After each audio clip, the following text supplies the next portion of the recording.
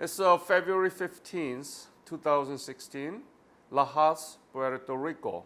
My name is Jong-woo Han. I'm the president of Korean War Legacy Foundation, and it's my great honor and pleasure to meet you and listen to your story. So please introduce yourself. Tell your name and spell it for the audience, please. Okay, my name is Santos Rodriguez. Santos Rodriguez.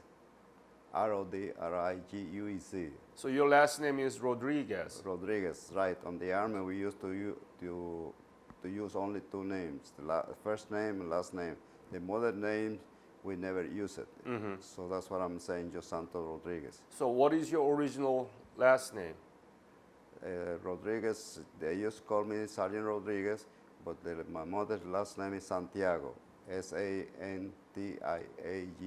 Santiago. Santiago. So your full last name should be Rodriguez Santiago. That's correct. Okay. What is your birthday? My birthday is April 6, 1931. 31. Tell me about your family when you were growing up, when you were born and growing up in the school. Well, I was born here in Lajas, Barrio Santa Rosa. We were nine on the family. 4 died before, and then we were left 5. I'm the oldest one of the 5. Right now, I have 2 brothers alive. The others passed away, including my mother and my dad.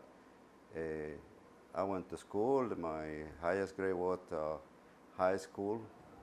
I didn't go to college because in those days, we were poor, not enough money to compensate on the studies, and that's when I decided to join the National Guard. National Guard. Right. When did you join the National Guard? I joined the National Guard in 1947, and that's when I graduated from high school.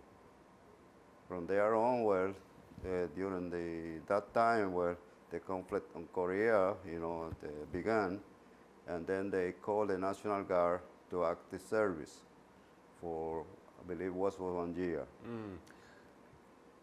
Did you know anything about Korea around the time that you graduated high school in 1947? No, not much, because we were in school and we never talked about the situations like today. Today we have TVs, we have news, we have propaganda, and those days very seldom you can hear the news. And like I said, we were poor people. We didn't have no TV on those days to watch, what was happening on the world. But didn't you learn anything about Korea from the school? Did a history teacher talk about Korea at all? No, that I can remember. So you knew nothing about Korea? No, at all, no. Did you know where Korea was at the time in the map? No. No. This is the whole point. You knew nothing about Korea. I mean, it's a small country in Asia, very weak, poor. There are big China and big Japan, and you end up there fighting for the people you never knew before. What do you think about that? That's good experience because you learn a lot, Even if you didn't know that Korea belonged or Vietnam or those places, But once you enjoy the army and they send you to these places, you learn a lot. And they teach you a lot. In my case, I think it was a good experience because I learned to work with people. I learned the customs of other people. I learned what was happening in those sites, in those countries. And that's one thing that many of the young people today, they ignore because all they do is just listen to the news. And according to the news, political people, all they talk is politics. And they say this, say that, and most of them, those things are true, but the others are fixed issues, I should say. Uh, the way that you know is by seeing, by being in the area, by working with these people, and you learn a lot of what the situation they are. Excellent point you just made.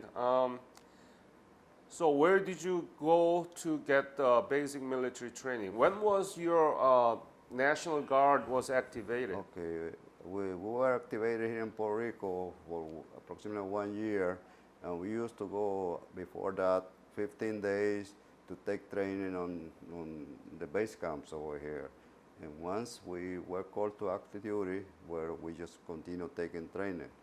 And How much were you paid when you were National Guard? about $98, $96 Per month? That's right.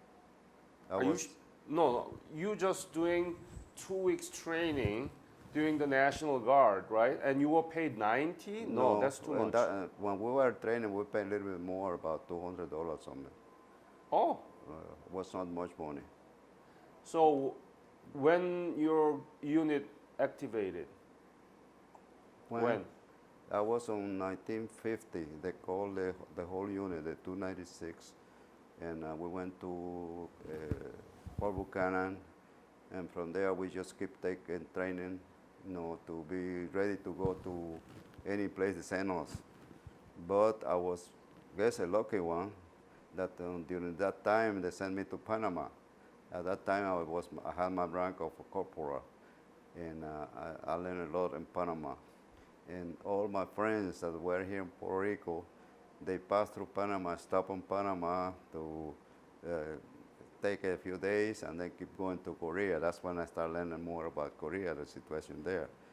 And so I stayed about 2 years in Panama. Then I came out to get discharged. And from there on, I decided to enlist. And what happened when I came to Fort Buchanan, they told us that we were about 5 of us. As if you enlist, your next stop is going to be Korea. But that time we knew a little bit about Korea, what was going on in Korea during the war. When was that? I was on 50. 50? Yeah, but last part of 50, 51. So you joined the National Guard 1947, and then you went to Panama until 1950. Right, because my time of enlistment from 47 expired. So I decided to get out of the army, not to continue. And then but when we came to Puerto Rico, we decided, we changed our mind, and then we re-enlisted. I re-enlisted for 6 years. What did you know about Korea at the time that you were in Panama? What did people say about Korea?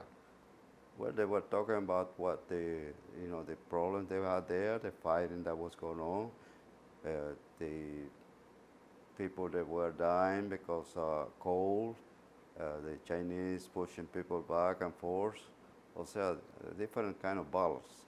And we were a little bit scared because we knew that we had to go there, but something that we decided was to release, even if we had to go there to see something new. I guess it was experience, to try to get experience or be nosy, and we were enlisted for 6 years, all of us.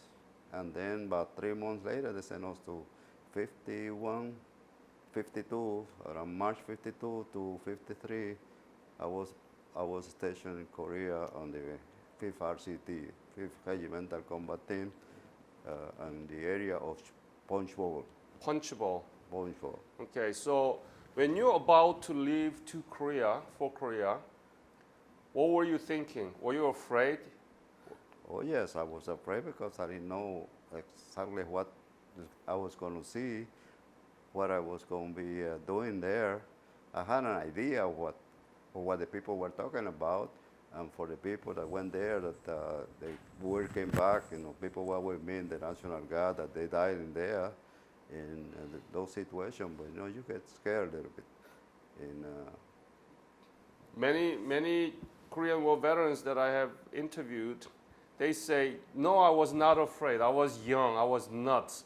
18 years old. Was to be afraid. That's what they told me.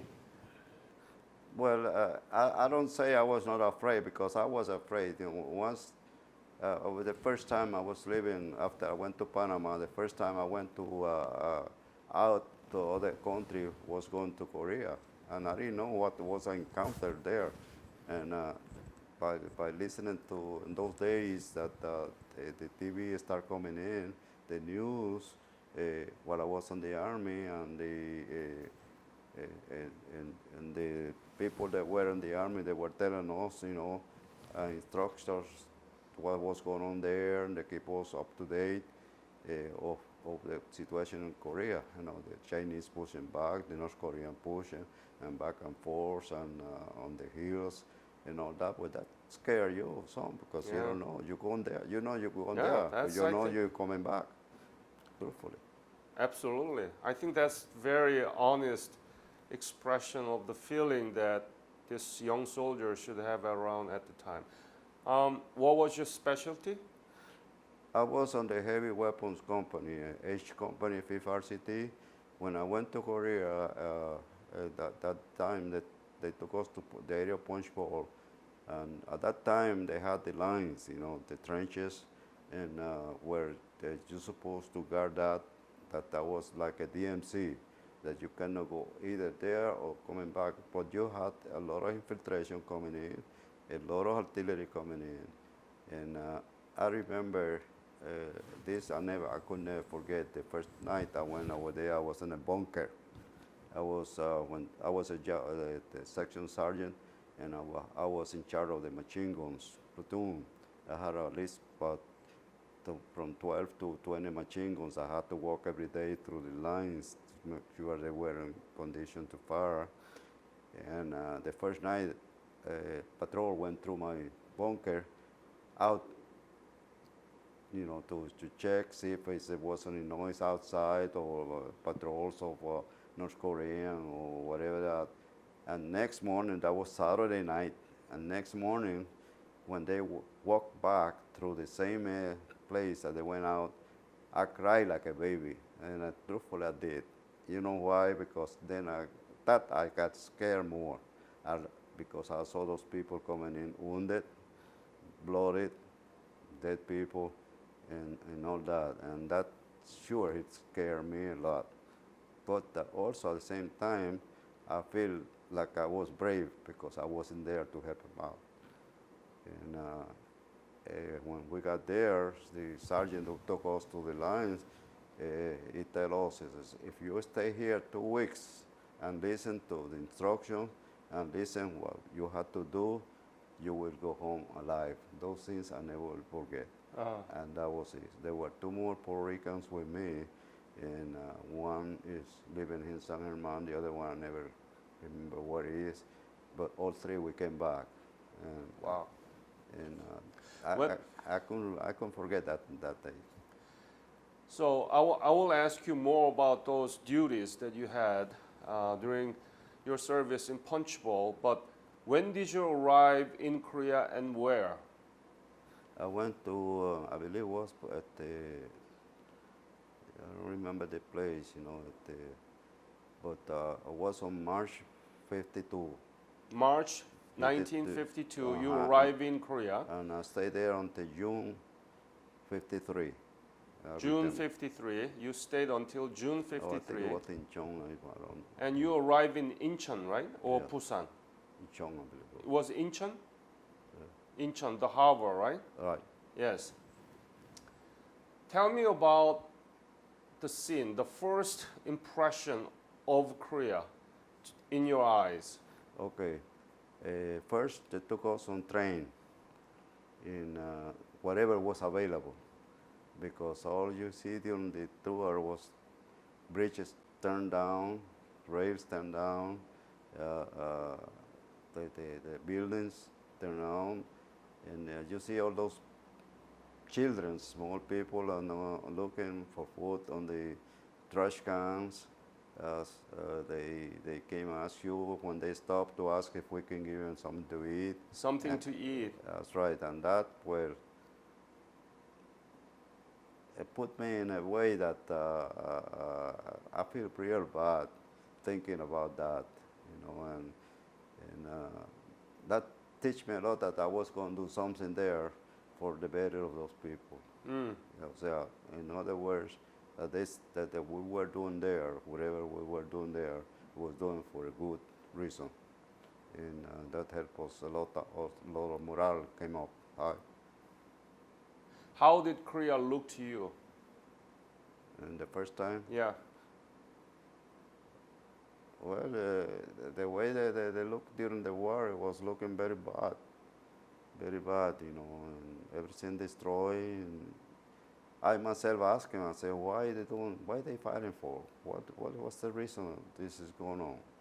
It's because right now it's no, I don't know why the people fight. Exactly. Why did so many Puerto Rican veterans have to be there in Korea 65 years ago, right? And shedding so much blood. That's right. So tell me more about what you did in Punchbowl. Did you stay throughout the whole period of your service in Punchbowl, or did you move around? No. And tell me about the typical day and anything that you Okay. remember. Okay, and we went. And could you speak up a little bit more loud? Loud? Yeah. Okay, we went to, like I said, by train, and then we took trucks and took us to the area where the Fifth RCT was. At that time, I didn't know where I was going. They told us the unit, but we didn't know where we were. I didn't know nothing about Korea. I didn't know what Kelly Hill or Punchbowl was. All I know, I was moving way up north. And then we went to this area, and it looked like a bowl, And I got a picture in there where I was standing there.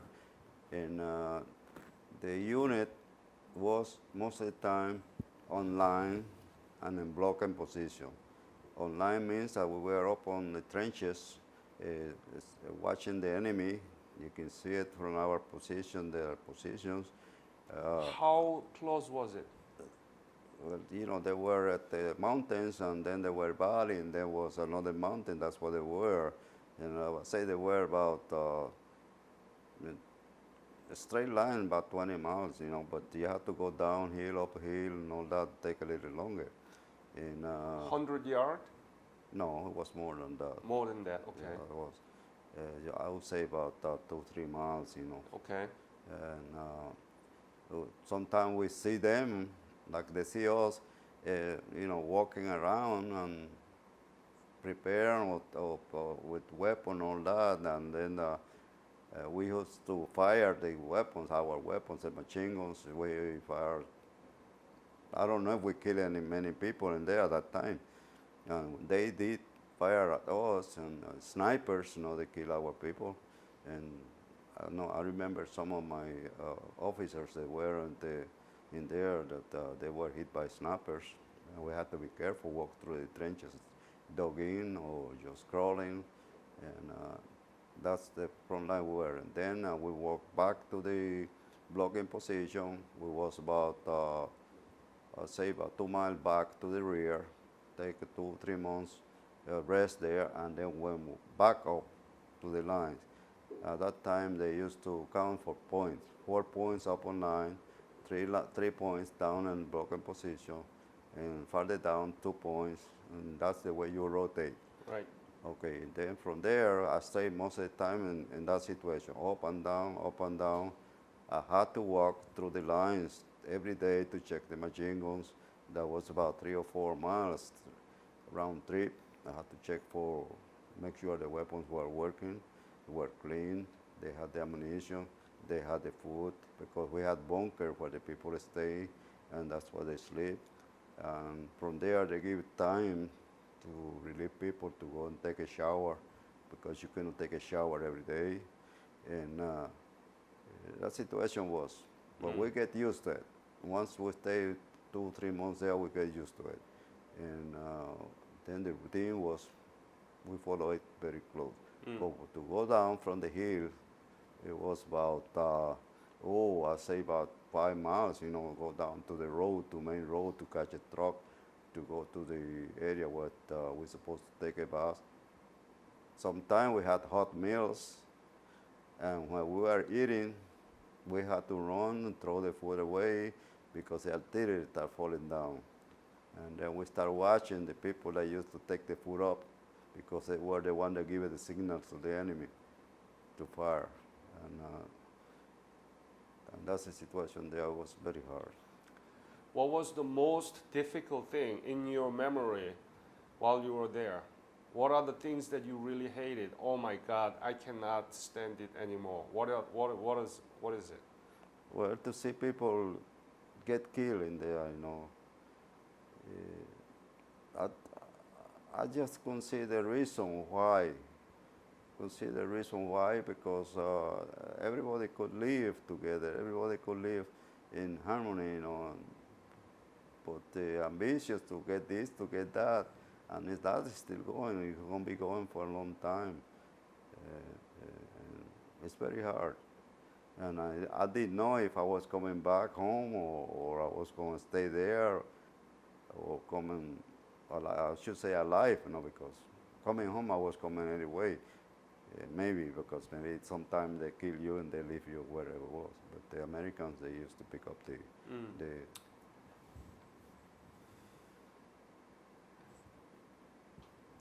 Were there any dangerous moments so that you almost lost your life? Yes, because they used to come. And the patrols, the enemy patrols, used to come to the trenches and at night, and we never heard them, especially when it was snowing there, and that was everything was quiet and silence, and they jump on the trenches, and we had to fight our way to repel their attacks. We were in danger, but the same thing when we were coming down the hill to the rear where the company CP was, the artillery, that was falling because you can expect that was just like rain when you hear the whistling coming down, and that's the only way that you could save your life. They used to tell if you see a hole next to you, jump in that hole and stay there because the round is not going to hit that hole again. And those things, they are very... So you told me that you knew while you are watching them, they watching you. Yes, sir. That's a scary thing, isn't it? Yes, you never knew where the bullet would come No. and get you. And you told me that when there is a snow, they can sneak up on you without making any noise. That's right. You had to live like that kind of scary moments throughout more than a year there, right? That's correct. How did you feel? Well, every day was a new day, because once you feel next day that you was alive, that you knew that you was doing all right, but you have to be 100% alert. You cannot be sleeping, you cannot be unattended. You have to be watching your step, you watching the front, and keeping your friends, your companions in there in good shape so that they could be on the alert. That's very stressful, isn't it? That's right. You have to set the example. If you didn't set the example, you'll be in bad way. Tell me about the bunker. Please describe. You told me that you couldn't take a shower for a month or so. Must be very smelly inside of it. How big was it? How did you heat it? Tell me the detailed description of the life inside of the bunker. Okay, the bunker was digging on the ground. It was about, I would say, an 8 by 10 bunker, and they used to make beds one up top of the other so that the people can rest. Only one door aperture. It was covered with sandbags. In that case, the sandbags were filled up with dirt to protect from the artillery, and that was it. And to eat, we had to, where the company CP was, they had on the rear slope bring the food. They used to bring it with the people, the South Korean getusas there. They used to have the people, they bring the food there and just set up the lines. And we had water to drink. And if it rained, well, we used to take a chance to to wash up and but that was no problem. The problem was to take a complete bath, and they used to give us time to go. They really was. How was Korean Katusa working with you? Did you like them? How can you tell me about them? I had in my platoon, because after that I was platoon sergeant. I was rated platoon sergeant. I had a couple of platooners with me, and for me they were real good people.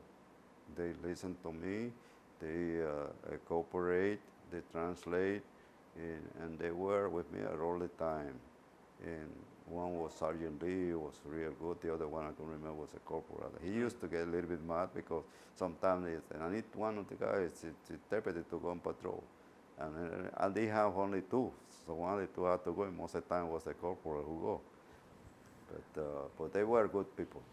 What was your favorite thing to eat? Remember? The what? The favorite menu, favorite food that you could Corn. have there. Well, corn beef hash was but the main one there because What? corn beef Corn hash and- because most of the people they didn't like it. I used to go to the bunker and say, hey, I got some corn beef hash. You want it? Yeah. I take it to my bunker and I had a tin can and I put it there and I make some kind of soup and everybody came in. So you are the famous cook there. Yeah, try everything. Ah, And from there, you ask me, from there, when the 65th was disbanded, then they moved the 5th RCT unit completely to where the 65th was, and I think it was Kelly Hills, if I don't remember. And from there, I rotate back to the States.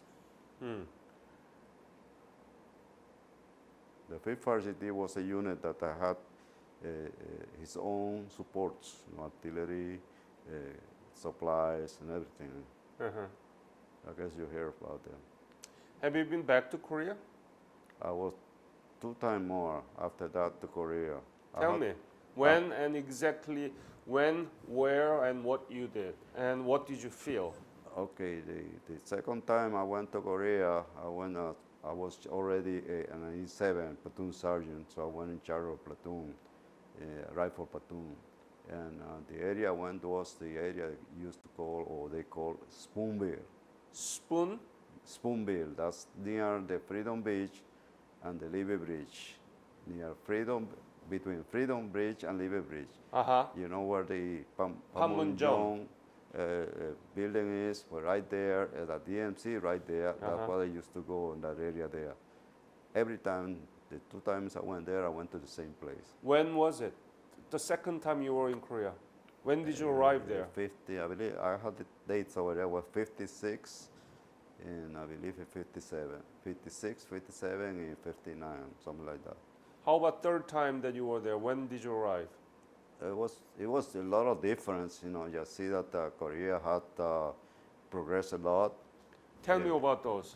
What are the details that you can provide, the changes in the scenes of Korea in 1952, and then you're talking about 56, and then third time. What are the changes? Well, the railroads, they were more built up. They were more communicated, and I used to you had more security to go from one place to another because I used to go from where I was to different places with friends and more security, and you didn't have no problems. In other words, you had to be watchful, but not in the way that was in the 50s, that you could be killed. It was more safe, and the people will treat you real nice. Everybody there, talk to you, and you feel friendly in all the areas. And do you know what's been done in Korea in terms of economy? Do you know contemporary Korean economy and politics and democracy? Do you know? Did you hear anything about it? Well, I hear that they are much better, but I listen to this news now that North Korea is trying to build up more and more, and that put me scared, that something could happen. And, I don't know. I disagree what the situation is, but because there are some good people in there, and there were some good people in there, and the people when I went there, they just real friendly. I stay outside on the villages with them, eat, talk, and just feel like home. So, in your mind, what is the importance of the Korean War in history? And what is the legacy of Korean War veterans? Well, I don't know because most of the people they've been in Korea, they talk, and most of us we don't like to remember things, to remember things, and because we feel very bad about what happened, and when we lost good people in there, it's worse for us too. For example, my wife sometimes asks me about something, I don't want to tell them, and because I know what the situation was, I know what it is, and people don't like much don't like to talk, especially 65th. Hmm. And like I say, and myself, I like the army because I stayed for 20 years. I retired from the army as a Master Sergeant 8, and the Korea War gave me an experience because I went to Vietnam too. I stayed there 2 tours during the war in Vietnam. The second one, I quit because I didn't like it. Hmm. And I had some good squad leaders that they were in Korea too with me, Mm-hmm. And I stayed there 6 months with my platoon, up and down the hills, up down the valleys, and we never had a casualty. But after six months in there, I had a new lieutenant there that he won't listen to our squad leaders or our experiences, and then we start having casualties. And that's The Koreans were saved by the U.S. soldiers and other UN forces yeah, in 1950 to 53. Korean soldiers were there in Vietnam to fight with you together. that's right. What do you think about that? Well, they were in the same situation I was because they liked the army. They knew what they were trying to help other people. That was still trying to help other people. And the situation in Vietnam and Korea, I would say they were a little bit similar. Similar because it's about the same thing. The only problem is that Korea, when I went there, it was a line that you knew where the enemy was. You knew behind there were some, but you don't have to be really scared. But in Vietnam, you didn't have that. In Vietnam, it was a different war. Vietnam, you go through there, you didn't see but women, and later on, everybody fired you. Yeah. So it was a little bit better. It was like a guerrilla warfare. That's right. Yeah. You cannot see them. No. Why the Korean War, why it's been regarded as forgotten? Why? In your mind, what do you think? Why people forget about it? I don't The politicians come to the Veterans Day, they mention about World War I, World War II, and then they skip into the Vietnam War and Iraq. They don't even They don't mention mention. Korea. I agree with you on that. I don't know why. Truthfully, I don't know why because I was. Some of them they say it's a Korean conflict, but that's why it was a war there because there was everything in there. But you know how the politicians are. You know how they are. That most of them they believe in their own sins. They think whatever they think is right. Others, they just never been in the army. They never been in there. They don't know what the situations are. Did you receive any discrimination from your boss while you were in Korea because you are the Puerto Rican? No, not that I can recall. Okay. Do you want to go back to Korea? Yeah, I would like to go and see it, see how it changed and all that. Why not? I went twice again after that. I got some pictures in there where I was feeling like home then. because I knew I was there one time when they need me. You know Korea 65 years ago, right? Right, you saw it, right? Yeah, And you have another picture in your mind of middle of 1950s and end of 1950s. that's correct. Korea was a miserable country, right? That's right. Now it's 11th largest economy in the world. The first economic power is US or China, and US China. Third is Japan, fourth is Germany. And then you count several Western countries. Now Korea is 11th. Can you Yeah. believe that? That's good. Well, I believe everything changed there. So that's what I like to go over there, see what are the changes are. Yeah. I know if I went twice there after the war, even the war is there, because it had not changed yet, but it's not like it was on the 50s, you know. But I think most of us could like to go to Korea and see what it looked like, see what the changes are, and feel good that we were there when we needed. Yeah, you will feel good That's about your service, even though it was very stressful, and you still don't have an answer why we have to fight like this, not just in Korea, in everywhere else. That's right. You know, U.S. is involved in war at any point, at any time, somewhere in the earth. That's right. You know, you're still fighting with ISIS. You still have problems in Afghanistan. You still have problems in Iraq. North Korea is constantly, because U.S. is the hegemony. It's a superpower, right? That's right, correct. Yeah. So that's why the veterans are very important in American society, and we need to let veterans know that their sacrifice has never been wasted. I agree with you on that, and sometimes when I listen to the news, you know, that they don't mention us, that we have problems, especially on the hospitals and all that. They don't believe that the veterans deserve and need those things to keep it going, because there's a lot of us that we need those services. And it's not that they are giving it to us because we earn it. Doing one thing or the other, we earn it.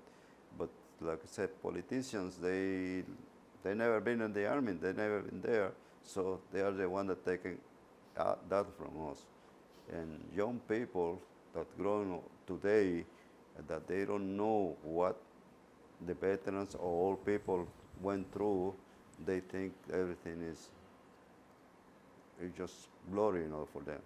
And they should, like you said, keep them informed in schools, keep them making sure that they understand and that they learn about the histories real well, because today they have forgotten the histories of different places. Before we didn't have the advantages to learn about different places, different I should say different places, because we didn't have the equipment to do. But today we have a lot of equipment that can serve for information. I think it should be in the schools. You know, those young students who will listen to your interview will learn about the point that you are making now. Beautiful, beautiful comments. I really appreciate. Any other message or comments you want to leave to this interview? No, I'd like to thank you, the ladies, for giving me this opportunity to be with you. And like I said before, I try to do my best, because at 85 years that I will be in the next few months, it's hard to remember things.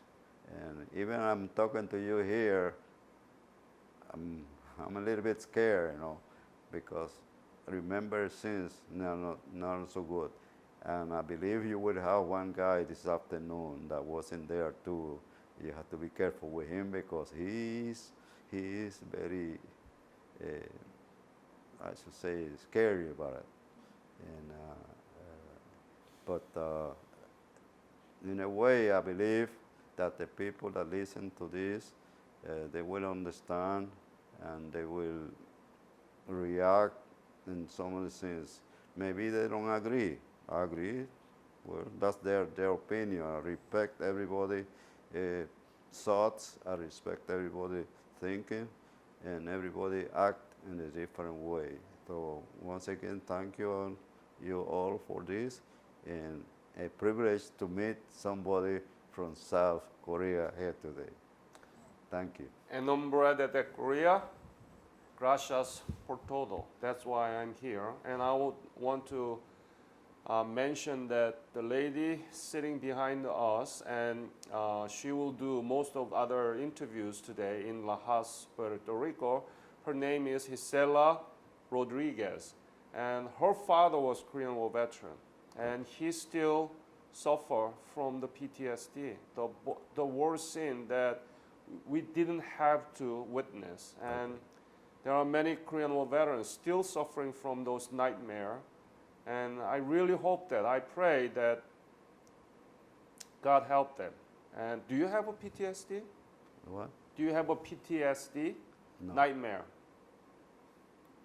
Thank God you don't have it. And one more person, Noemi Figueroa. She is the one who organized this whole series of interviews here in Puerto Rico. She is just perfect, strong advocate for the veterans, especially from Puerto Rico. So I want to thank them all. But again, I want to thank you and all other Puerto Rican Korean War veterans for their fight, for their lives, and their sacrifice and honorable service. Because of their service, the Korea now is 11th largest economy in the world. We are the strongest ally to the United States, and we are the strongest democracy in East Asia. We were not able to pull that out at the same time in a very short period without your fight for us. Thank you very much. Thank you very much, and we appreciate the words, and we hope, I say we because we are representing veterans, that this situation in Korea, North Korea, they get it straight down, and everybody live in peace in there. The other side, either side, because there are young people in there, there are people that are growing up, and well, they think a little different, but they should look around and see the difference in the other places, how we live, how we move, how we have something to eat, and without no problems. So thank you very much, and always ready for anything. Okay. Your point about the difference is the really key to the resolution of many conflicts that we witness today. We don't recognize the difference. We think that they have to act like me and think like me, and live like me. That's not true. Everybody has their own differences. We need to respect that difference. That's correct. Right? That's correct. Absolutely. I really appreciate it. I enjoyed this interview, and I hope for your health. Okay, thank you very much, and you're welcome here in Puerto Rico, okay? Thank you.